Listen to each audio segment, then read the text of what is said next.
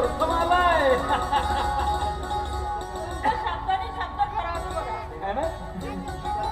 देवा, हे खूप उपकार झालेले आहे.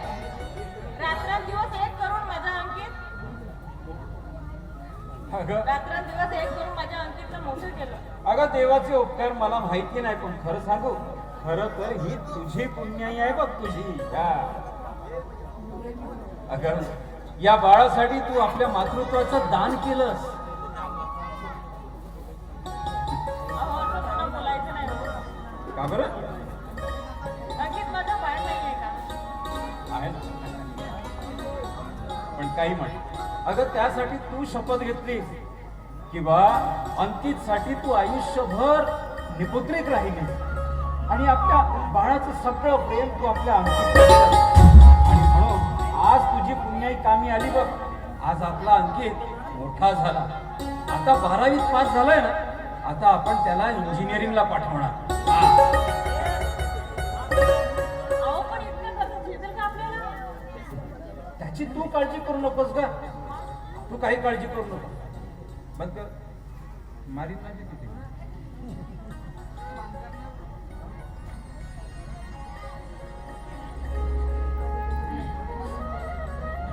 अगं त्याची तू काळजी करू नकोस ग. पण आपली शेती आहे ना, आपण आपली शेती गहाण करून टाकू. अहो, पण खायचं काय हो? अगं तू त्याची काही काळजी करू नकोस, मी आहे ना. अगं आपण काबाळ कष्ट करू, मेहनत करू आणि एक दिवस आपल्या मुलाला खूप खूप शिकवू, मोठा इंजिनियर करू. आपला पोरगा इंजिनियर झाला की मग मग काय करायचं? लग्न करून टाकतात. इथपर्यंत विचार करून ठेवलास? लग्न? एखादी मुलगी वगैरे बघून ठेवलीस का त्याच्यासाठी? हो ना. कोणती? आपल्या प्रभुदादाची पायल. अरे वा वा वा वा वा, अगदी योग्य विचार केला. बाई आधी आपल्या पोराला मोठा तर होऊ दे. का? अरे पोरगा आता जवान झालाय, जमाना बदललाय, त्याने आपल्या मताने दुसरी बायको बघितली तर? नाही नाही, असं काही होणार नाही. अच्छा, मी समजावेन त्याला. बरं बरं बरं. पहा बाई, सांगता येत नाही बरं. पोरं जवान झाली की मायबापाचं ऐकत नाही बरं का? नाही तर माझं ऐकणार. हो, वा वा वा. आता तू त्याची आई आहे, तो तुझा बाळ आहे, तर आपल्या आईचं नाही ऐकणार तर आणखी कोणाचं ऐकणार? जाऊ दे, उद्या पाटलाकडे जाऊन येतो. पाटलाकडे जातो आणि त्याच्या समोर हात पसरतो आपला आणि त्याला त्याच्याकडे आपली शेतीवाडी गहाण टाकून त्याच्याकडनं पैसे उधार घेऊन येतो आणि मग मग पोराला मोठ्या कॉलेजमध्ये टाकतो बघ, इंजिनिअरिंग साठी. मी सुद्धा येईन तुमच्यासोबत. आता पण तू कशाला? मी सुद्धा माझं पदर त्याच्यासमोर पसरेन हो. मी करेन हो माझ्या आणखी. पण मी तुम्हाला सांगते, माझ्या मृतदेहाला अग्नी मात्र माझा अंकितच देईल. बघ, पुन्हा असं बोलायचं नाही बरं का?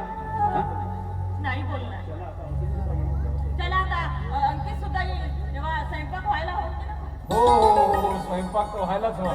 ठीक आहे, तू जरा आत जा, मी जरा बसतो इथं थोडसा. लवकर लवकर स्वयंपाक कर बरं का, अंकित आलं की सोबतच जेवायला बसू. देवा परमेश्वरा,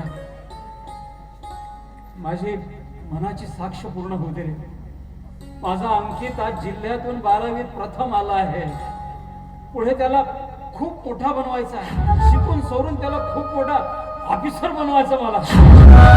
काबाड कष्ट करीन, हाळाची काळा करीन, रक्ताचं पाणी करीन, पण माझ्या पोराला शिकवेन, माझ्या पोराला शिकवेन.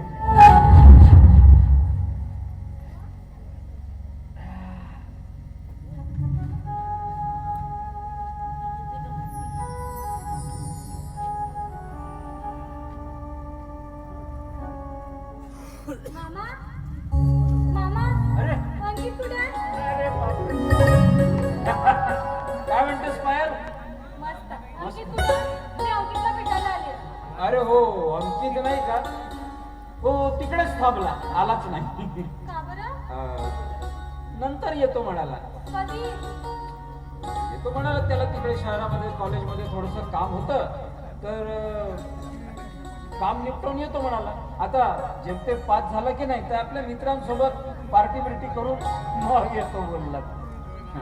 पण तो घाबरू नको, येईलच इतक्यात. तोपर्यंत तू एक काम करणार, तू इथे थांब, मी तुझ्या मामीला जरा स्वयंपाकात मदत करतो.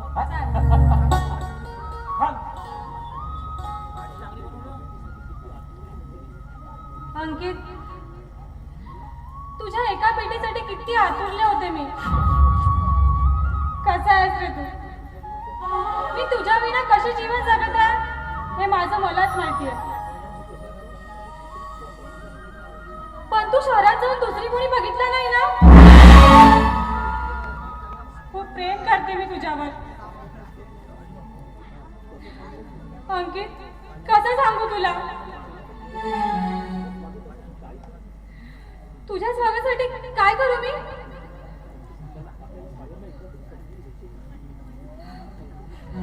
अंकित, तू मला तुझ्या पायाला एकतरी ना समजून घेशील ना? तू जेव्हा समोर येतोस ना तेव्हा माझी काय अवस्था होती.